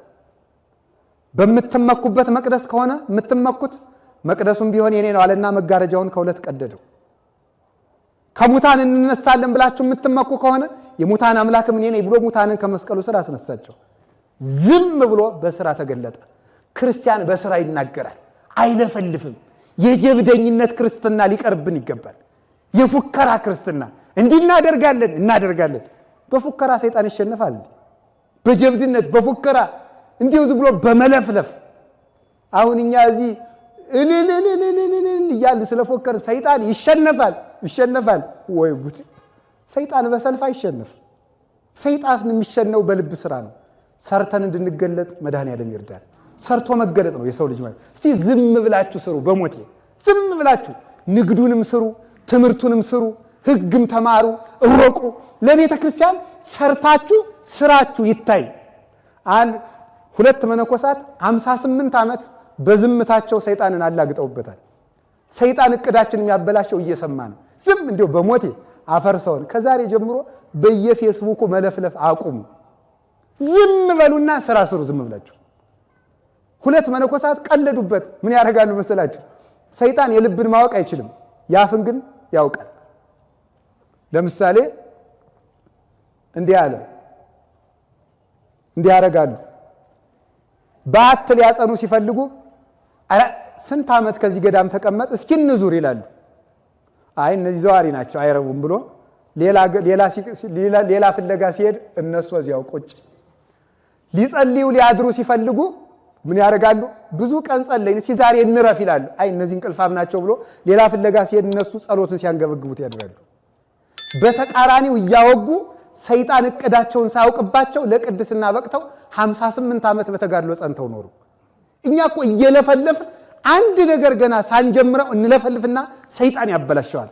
ክርስቲያን ማለት ደልዳላ የተረጋጋ ጽሙና ህዳት ያለው ህዳት ለመናፍቃን እርጋታ የላቸውም። ችኩልነት፣ ሁከት፣ ጭብጨባ፣ ድልቂያ ይወዳሉ። የመድኃኔዓለም ልጆች ግን በመረጋጋታቸው ይታወቃሉ። ረጋ በማለታቸው ረጋ ያለ ልቡና ያድለን። አሜን በሉ። እንዴ አፍን እንደመጠበቅ ያለ ነገር የለም። አንድ የቅኔ መምህር አሉ። አሁን ኢትዮጵያ ካሏት ትልልቅ አባቶች መካከል አንዱ ናቸው። የኔታ ጥበቡ ይባላሉ። እና አንዱ ሄዶ እባክዎት የኔታ ጥይት እንዳይመታ የሚያደርግ መጠበቂያ ይድገሙልኝ ይላቸዋል። ነው አሉት። አዎ እምሰጥን ትቀበላለህ? አዎ ከጥይት የሚጠብቅ አፍ ነው አሉት። ቅዱስ ዳዊት ምን አለ? ላፌ ጠባቂ አኑርልኝ። እስኪ በሉ አንድ ጊዜ ሁላችሁም ላፌ ምን አኑርልኝ አለ? ጠባቂ አኑርልኝ። ከመከራ የሚጠብቅ አፍ ነው። ዝም ብሎ ስራ መስራት እሱ ክርስቶሳዊነት ነው። በዚህ ወቁት ነገ እንዲህ ይሆናል፣ የዛሬው እንድናደርጋለን፣ የዛሬ ዓመት እንዲህ አይባልም። ዝም ብሎ መስራት እንድንሰራ እግዚአብሔር ይርዳን። ወሬኛነታችን እግዚአብሔር ያስወግድልን። አንድ ነገር ንገራችሁ። ከኢትዮጵያ ነገስታት መካከል የወሬኛ ሕግ ያወጡ አፄ ኃይለ ሥላሴ ነበሩ። መጀመሪያ አፄ ኃይለ ሥላሴ ወደ ስልጣን እንደመጡት ያወጡት የመጀመሪያው ሕግ የወሬኛ ሕግ ነው። ወሬኛ ሰው ከየትኛውም የኢትዮጵያ ሕገ መንግስት እኔ የዛሬውን ሊኖረው ይችላል። ወሬኛ እንዲህ ብሎ ይቀጣ የሚል እኔ አላነበብኩትም። አፄ ኃይለ ሥላሴ መጀመሪያ ያወጡት ግን የወሬኛ ሕግ ነው። ወሬኛ ይቀጣ ብለው አወጡ። ከሾሟቸው ሚኒስትሮች መካከል አንዱ ወሬኛው ነው ተገንቶ መጀመሪያ የቀጡ ሚኒስትራቸው ነው። ወሬኛ ለሀገርም አይጠቅምም ለእግዚአብሔርም አይጠቅም። ዝም ብሎ የሚሰራ ነው። እንዲህ ያለ ሰው ሁከታ ወሬኛ ሰው እኮ ነው። አንዳንድ ጊዜ ዲያብሎስ እንዴት እንደሚጫወትብን ተመልከቱ። ብሶታችን ያጠናና ብሶታችን የሚነግሩንን ሰዎች እየተከተል ብሶታችን ሳይፈታ እንድንሞት ያደርገናል። ዝም ብለን እያጨበጨብን ብሶታችን የነገሩን ሰዎች ራሳቸው ግን ተንኮለኞች ለመሆናቸው ግን ማስረጃ የለንም። ዝም ብሎ አለማጨብጨብ እንዴት ጥሩ መሰላችሁ? እውነቴን ነው። ዝም ብሎ በእግዚአብሔር ክንድ ላይ መቆም። ለምን ተታፈቅሩ ከንቱ ወታሐቱ ሐሰተ? ለምንድን ነው ይዟችሁ የማይቆምን ግድግዳ የምትደገፉት? ተሰብሮ የሚሰብራችሁን ለምን ትደገፋላችሁ? በትክክለኛው ክንድ ላይ በርታ ብሎ ደልደል ብሎ ሞት መጣ እንዲመጣ የሚል ሰው ካለ በእግዚአብሔር ተወከልኩ እፎት ብልዋ ለነፍሴ ማለት እንደ ቅዱስ ዳዊት በእግዚአብሔር ታምኛለሁ ነፍሴን ምን አድርጊ ነው የምትሏት ይላል ቅዱስ ዳዊት። በሱ ተመክቻለሁ። እውነተኛው ዳኛ እርሱ ነው። የሚፈርድ ቢታጣ እግዚአብሔር ይፈርዳል። ለሶስና የሚፈርድላት ቢታጣ እግዚአብሔር ግን የሚፈርድ ያስነሳል። እግዚአብሔር ዘግይቶ አይቀርም። ለእግዚአብሔር አይመሽም፣ ለእግዚአብሔር አይረፍድም። አቤሴሎም እንዲያያረገ ሰውን ሁሉ እልል አስባለ። ቅዱስ ዳዊትም ከቤተ መንግስት ወጥቶ ተሰደደ። እሱም የአባቱን ሚስት በሙሉ ገብቶ ከድንኳን ገብቶ ሁሉን ከነሱ ጋር ነውር አደረገ። የአባቱን ሚስት ቀማ፣ በአባቱ መንበር ተቀመጠ። እውነትን አሰደደ። ዳዊት ማለት ሲተረጎም የአምላክ ልብ ማለት ነው። ያ ማለት የእግዚአብሔር ልብ የተሰደደበት ቤተ መንግስት ጸንቶ አይዘልቅ። የእግዚአብሔር ልብ እውነት ነው። እውነት የተሰደደበት ስልጣን ጸንቶ አይኖርም። እውነትን አስወጥቶ በእድሜ የሚቆይ በስልጣን የሚቆይ መሰለው፣ አልሆነለትም። ቀጠለ። አንዳንድ ጊዜ መከራው ሲጨምር ቅዱስ ዮሐንስ አፈወርቅ ምን ይላል? ደመና ሲበዛ ሰማይ የሌለ ይመስላል ይላል። የሌለ ይመስላል ግን ሲበተን ይገለጣል። ውሸት ሲበዛ እውነት የሌለ ይመስላል። መከራ ሲበዛ እግዚአብሔር የተወን ይመስልናል። በጊዜው ግን ደመናው በነፋስ መበተኑ አይቀርም። ቅድም እንደተማርነው ነፋስ ስልጣን እግዚአብሔር ነው። ያበጥረዋል። እያበጠረ ደመናው ይበተናል። ይሄ ዝናብ የሌለው ውሃ የሌለው ከንቱ ደመና ውሸታሙ ይራገፋል። ሆዳሙ ስግብግብ ይራገፍና ንጹህ ሰማይ ይታያል። በኋላ ጨመረ። ቅዱስ ዳዊትም ተሰደደ፣ ወንዙን ተሻግሮ ሄደ። እግዚአብሔር ቸር አይደል?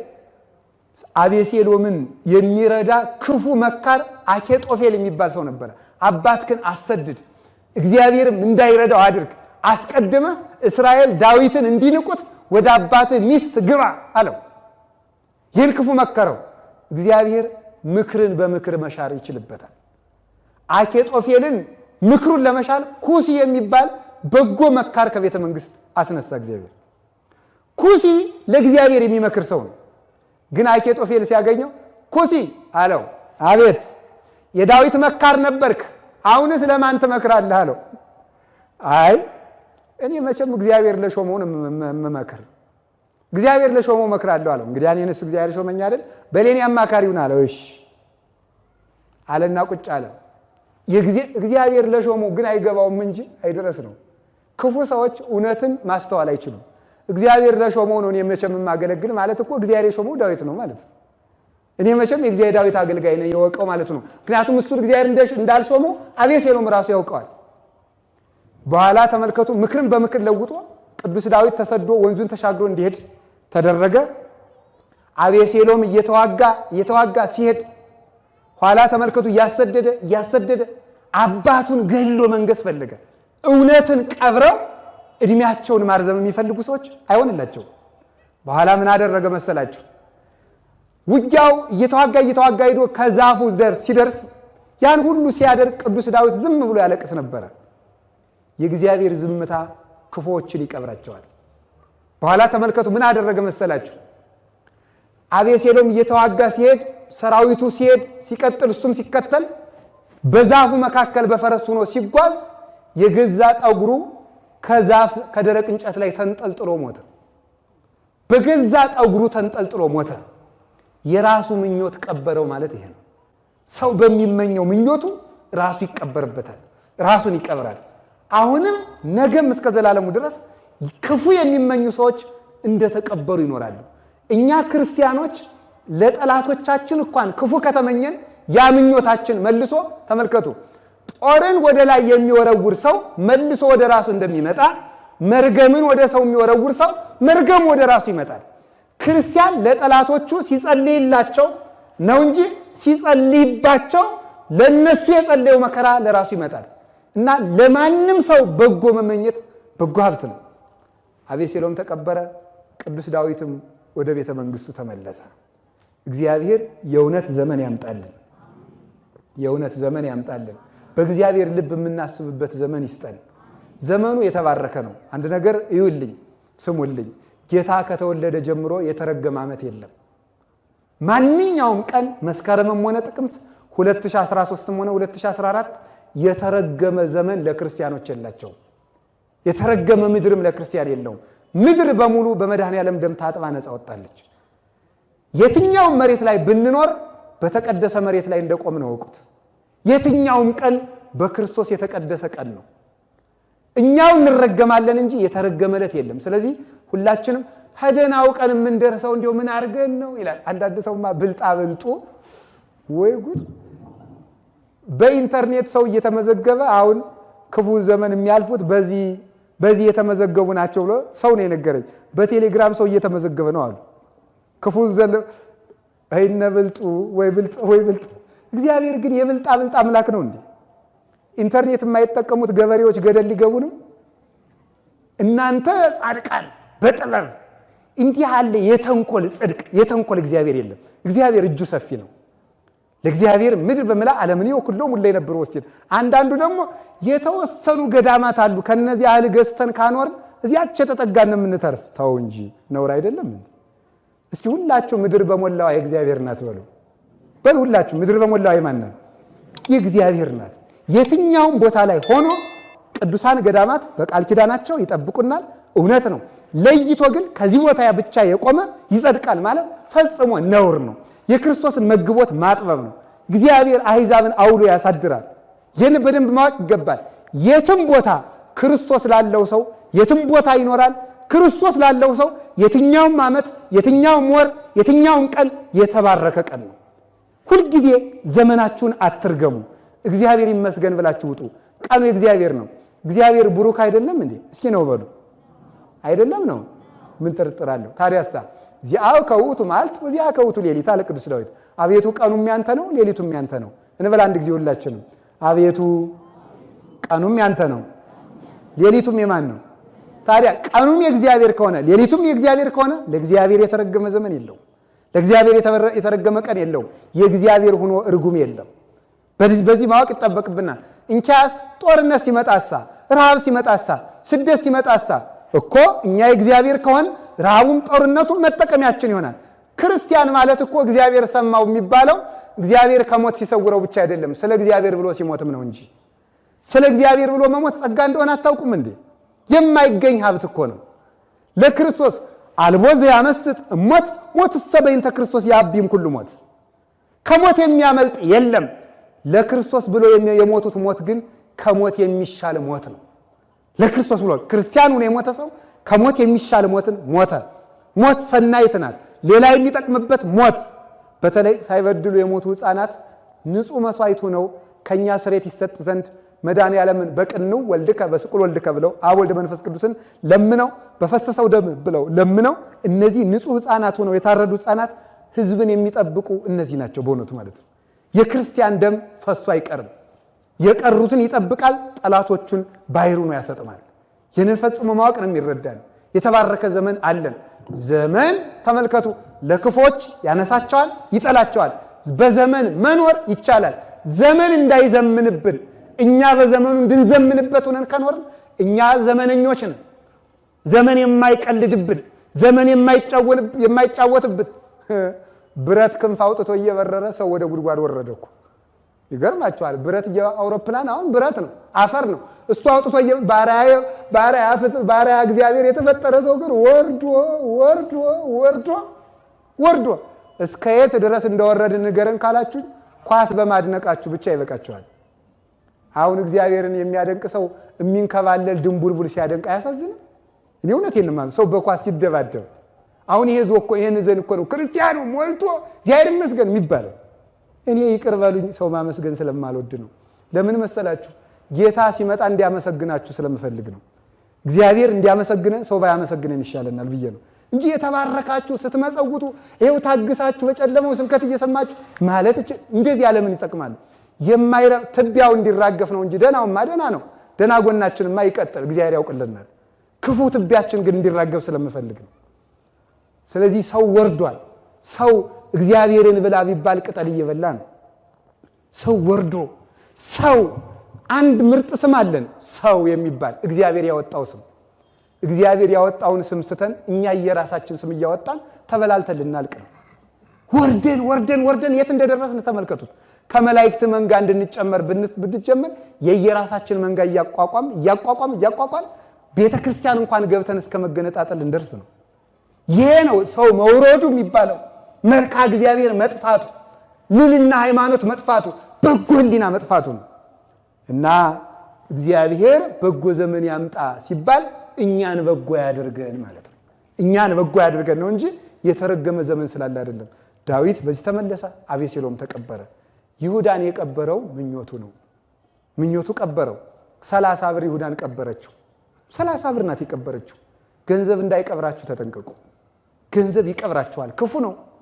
ለትምህርት ብላችሁ ወጣችሁ የቀራችሁ ስንቶች ናችሁ? ዲግሪን ሲጨርስ ማስተርሴን ሲጨርስ ወዘተርፈ ፒኤችዲ ተምሬ እያላችሁ በዚያው ተቀብራችሁ የቀሩ በጣም ብዙ ሰው አለ። የዛሬ ዓመት እንቀብራል። ንግድ የቀበረው ብዙ ሰው ነው ያለው። ዘር የቀበረው ሞልቷል።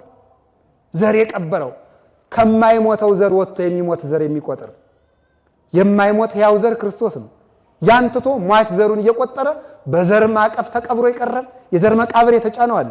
ትዳሩ መቃብር የሆነበትም አለ። ደና ወጣት ሳለ ደና የነበረው ሲያገባ የተቀበረም አለ። እና ተመልከቱ፣ ያቺ 30 ብር ደሞዝ የቀበረው የለም፣ ዕውቀት የቀበረውም አለ።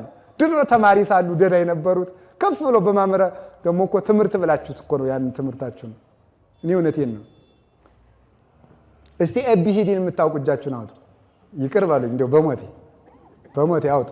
ኤቢሲዲን የተማራችሁ በጣም ጥሩ። ኤ ማለት ምን ማለት እንደሆነ የምታውቁ እጃችሁን አውጡ።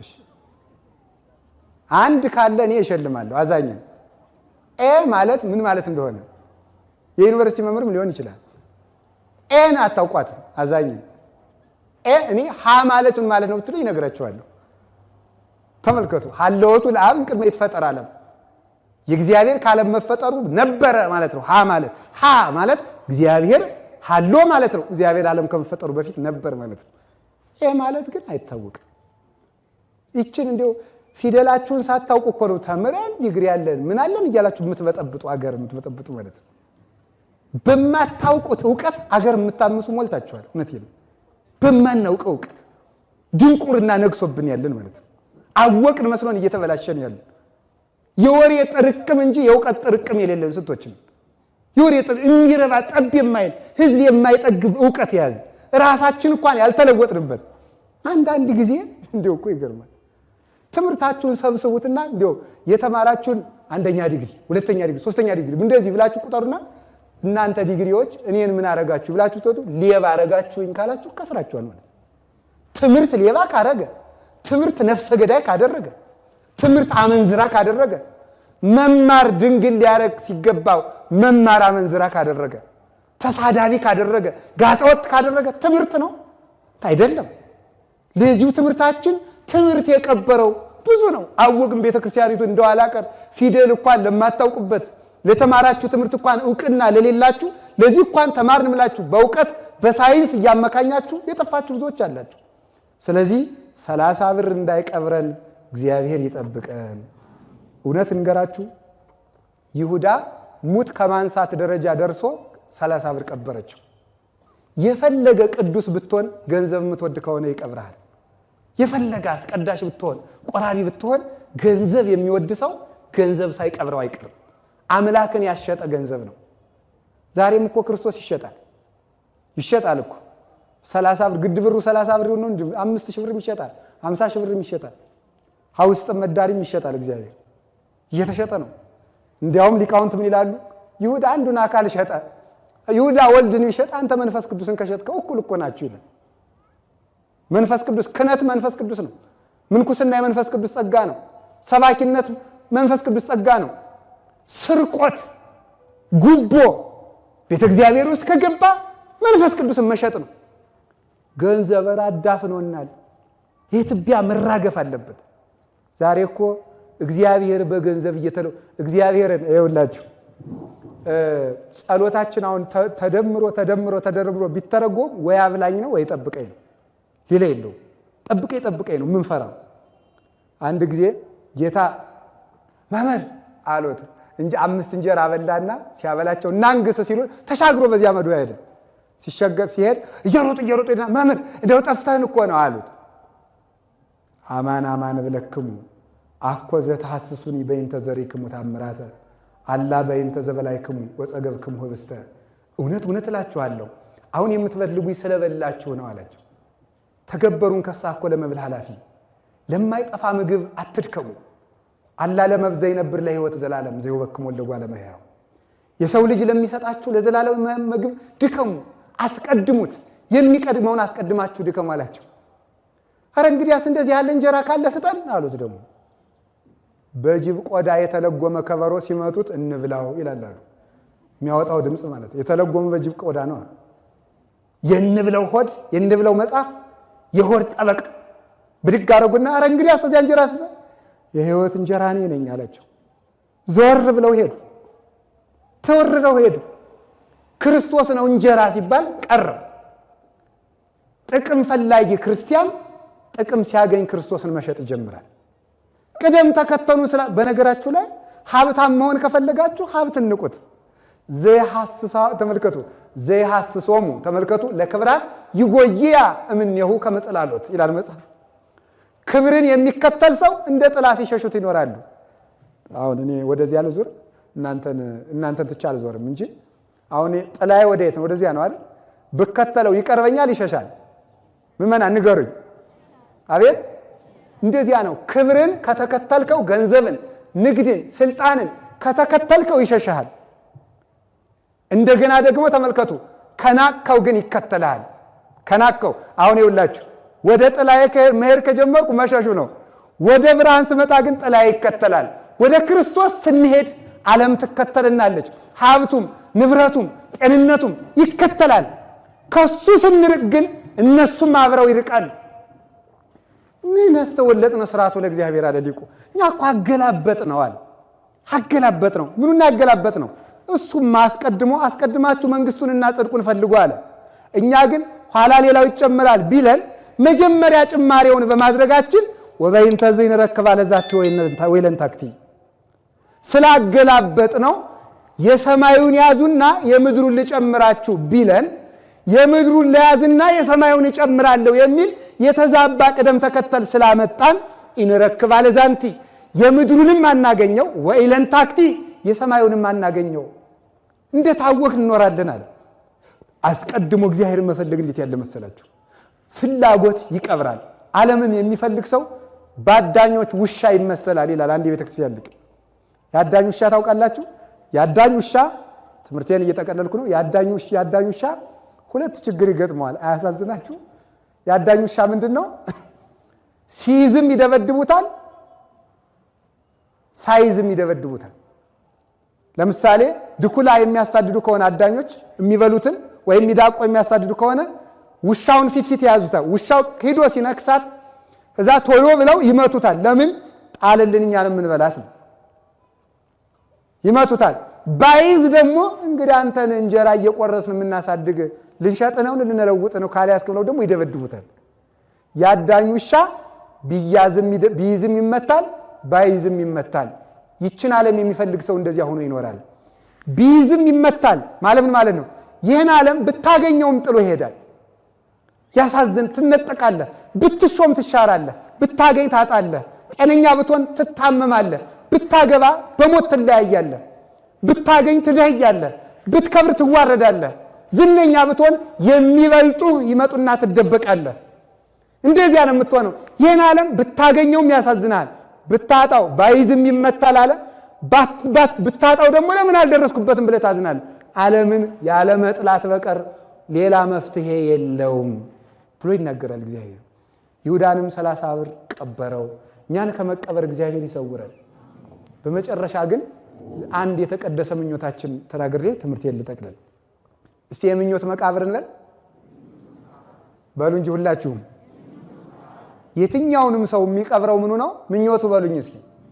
ምኞቱ የሰው ልጅ ይቀብረዋል። የምትመኙትን ትሰማላችሁ፣ የምትመኙትን ታደርጋላችሁ፣ የምትመኙትን ታያላችሁ። የምትመኙትን መስማት ስለምትፈልጉ ሰዎችም የምትመኙትን እያዘጋጁ እየተናገሩ ሲያሞኙን ይኖራሉ ማለት ነው። የምንመኘውን ሳይሆን የሚያስፈልገንን ለመስማት መዘጋጀት አለብን። የሚያስፈልግን የምንመኘውን ከኖርን ሁልጊዜ ያጠፋናል። ቅዱስ ምኞት ከሆነ ግን ያጸድቀናል። የምኞት መቃብር ዛሬ 10 ነው። 10 ሲመጣ ምን ትዝ ይላችኋል? መስቀል ነው። ዛሬ ምኞታችን የተቀበረበት ቀን ነው። ምኞታችን የተቀበረው ምን እንደሆነ ታውቃላችሁ? እንጨት በልተን በሲኦል ተቀብረን ነበረ። የእንጨት ፍሬ በልተን መድኃኔዓለም በእንጨት ላይ ሲሰቀል የምኞታችን መቃብር ተቀብሮ እኛ ከመቃብር ወጣን። ዛሬ ቅጠል በልተን ራቁታችን ተገፈን ነበረ። የቅጠል ፍሬ በልተን መድኃኒታችን ራቁቱን በመሰቀሉ የምኞታችን መቃብር ተነስቶ ከመቃብር ነፃ ወጥተን ብርሃን አለበሰን። የበለስን ደም አፍስሰን አምላክ መሆን ፈልገን የበለስን ደም አፍስሰን ተቀብረን ነበር። አምላክ ደሙ ፈሶ ያንን መቃብራችን ገልብጦ ምኞታችን ቀብሮ እኛን ነፃ አውጥቶናል። ዛሬ መድኃኒታችን ኢየሱስ ክርስቶስ አምላክ ለመሆን ፈልገን በእግራችን ወደ ቅጠል በመጓዛችን እግራችን በእሳት ዛንጀር በነፋስ አውታር ታስሮ በሲኦል በግራ ጋንን ሲጠቀጠቅ ይኖር ነበር። መድኃኔዓለም እግሩን ሲቸነከር ችንካራችን ተነቅሎ ወደ በለስ የሮጥንበትን እግራችን ካሳ ለመካስ እግሩን ተቸክሮ እኛን ከምኞታችን መቃብር ነፃ አወጣን። እየጣፈጠን ፍሬ ለበላንበት መራራ ሞት ገጥሞት ነበር። በመራራ መቃብር እንኖር ነበር። መራራ ሐሞት ጠጣና ያንን መራራ ሞታችን ቀብሮ እኛን ከምኞት መቃብር ነፃ አወጣን። ይሄ ብቻ ግን አይደለም። እኛ አምላክ መሆን ፈልገን ነበር። አምላክ መሆን የፈለግነው ግን በኃጢአት ነበር። አምላክ መሆን የፈለግነው በኃጢአት ስለነበረ የኃጢአታችን ምኞት በመስቀሉ ቀጥቅጦ ቀበረና ምኞታችን ፈጽሞ የኛን ሥጋ አምላክ አድርጎ በመንበሩ አስቀምጦ አዋህዶ አንድ አካል አንድ ግብር አድርጎ ምኞታችን የተመለሰበት ቀን ነው ዛሬ። እንጨት በልተን ጠፋን። እንጨት ፍሬ በልተን የመስቀሉን ፍሬ በልተን ተመለስን። ወደ በለስ ለሮጥንበት እግራችን እግሩን ተቸነከረ። በለስ ለቆረጥንበት እጃችን እጁን ተቸነከረ። ለበላንበት ጉሮራችን ሐሞት ጠጣ። አጋንንት ለቀለዱብን የአይሁድን ስድብ ሰማ። የበለስ ቅጠል ላገለደብንበት እንጨት ተሸክሞ ጨርቅ አደግድጎ ተሰቅሎ እርቃናችን በብርሃን ልብስ ከደነልን። ይህንን ነፃ ያወጣን እግዚአብሔር ነው። መስቀል ማለት የምኞታችን መቃብር የተቀበረበት ነው። ዛሬ ያዳም የምኞት ዕዳ ያለቀበት ዕለት ነው። ምኞት ያበቃ ለዚህ ነው። ስለዚህ ሰው በመስቀል ምኞቱ የክፉ ምኞት መቃብር ያበቃው በመቼ ነው? በመስቀል ነው። የ5000 ዘመን የዲያብሎስ ምኞትም ተቀብሯል። ያዳም ክፉ ምኞትም የተቀበረው ዛሬ ጌታችን ኢየሱስ ክርስቶስ ሲሰቀል ነው። ስለዚህ ምን አለ? ተሰቅሎ ሐሞቱን ከጠጣ በኋላ ቅምስ ካረገ በኋላ ወይቤ ተፈጸመ ሁሉ፣ እነሆ ሁሉም ተፈጸመ አለ። ትንቢቱም ተፈጸመ፣ መከራውም ተፈጸመ፣ ዕዳውም ተፈጸመ፣ መቃብሩም አለቀ፣ ሲኦል የሲኦል ግዛትም አለቀ፣ የአጋንንት ግዛትም አለቀ፣ የሰው መራቆት ቀረ፣ ረሃቡም ቀረ፣ ክርስቶስም በላ፣ ጥሙም ረካ፣ ደሙን ጠጣ፣ ከመላእክት ማህበር ተጨመረ፣ መከራችን አበቃ። ከዛሬ ጀምሮ ክፉ ምኞታችን ለመቅበር ያብቃን። ክፉ ምኞታችን በመስቀል የምታምኑ ከሆነ ክፉ ምኞታችሁን ቅበሩት። ዛሬ የ5000 ዘመን ምኞታችን ተቀብሮልናል። አሁን እኛ ዛሬ መቅበር የሚገባ ምንድነው ካላችሁን፣ ይህን ክፉ ምኞታችን በንስሐ መቅበር ይገባናል። የምንቀብርበት መቃብር ምኞታችን ሲቀበር መቃብር ተከፍቶ ነፃ እንደወጣን ዓርብ ምኞታችን ቀበረው፣ እሁድ እኛን ነፃ አውጥቶ ከሲኦሉ ነፃነት የነፍሳችን ነፃነት ዓርብ 11 ሰዓት አወጣን። የስጋችን ነፃነት እሁድ ከመቃብር ሲነሳ ነፃ አወጣን። ምኞታችን ቀበረና የመቃብርን ሸክም አቀለለልን። የሞትን መውጊያ አወለቀልን። ከዛሬ ጀምሮ ሞት መርዙን እንደተፋ እባብ ጥርሱ እንደወለቀ አንበሳ ሆኗል። የሞትን መውጊያ መድኃኔዓለም አውልቆ ሞት በእኛ ላይ ስልጣን የሞት ጥርሱ የወለቀ አንበሳ የዝንብ መጫወቻ እንዲሆን የሞትን መውጊያ ክርስቶስ አውልቆታልና ሞትን ከዚህ በኋላ እንዳንፈራው ክርስቶስ አብነት ሆኖናል። የትንሳችን በኩር የምንለው ስለዚህ ነው። ስለዚህ ዛሬ ምኞት የተቀበረበት ነው። ዛሬ ሁላችሁም ምን እንድትወስኑ ፈልጋለሁ? ክፉ እቅዳችሁን እንድትቀብሩት። ለሰው ያሰባችሁት ክፉ እቅድ ከሆነ ለማንኛውም ሰው ለብዶ ተብሎ ለተጠራ ሰው ክፉ እቅድ ካላችሁ ያንን እንድትቀብሩት። ለትዳራችሁ፣ ለጉረቤታችሁ፣ ለሚስታችሁ፣ ለባሎቻችሁ የጎነጎናችሁት ክፉ ምኞት ካለ ያንን ቅበሩት። ለማንኛውም ሰው የመከራችሁ ዛሬ በመስቀሉ ኃይል ይዣችኋለሁ፣ ቅበሩት። ዛሬ ሁላችሁም የዕዳ ደብዳቤያችሁን ከነገ ሰኞ ጀምሮ ሰምታችኋል፣ አልሰማንም አትሉም። የዕዳ ደብዳቤያችሁን በምኞት የጻፋችሁትን የዕዳ ደብዳቤ ሁላችሁም ከሚቀርባችሁ ቤተክርስቲያን ንስሐ አባት ይዛችሁ የምኞታችሁን ዕዳ ቀብራችሁ በትንሣኤ እንድትነሱ በእግዚአብሔር ስም አሳስባለሁ። ያስተማረን እግዚአብሔር ክብር ምስጋና ይግባው። ስብሐት ለእግዚአብሔር ወለወላዲቱ ድንግል ወለመስቀሉ ክቡር።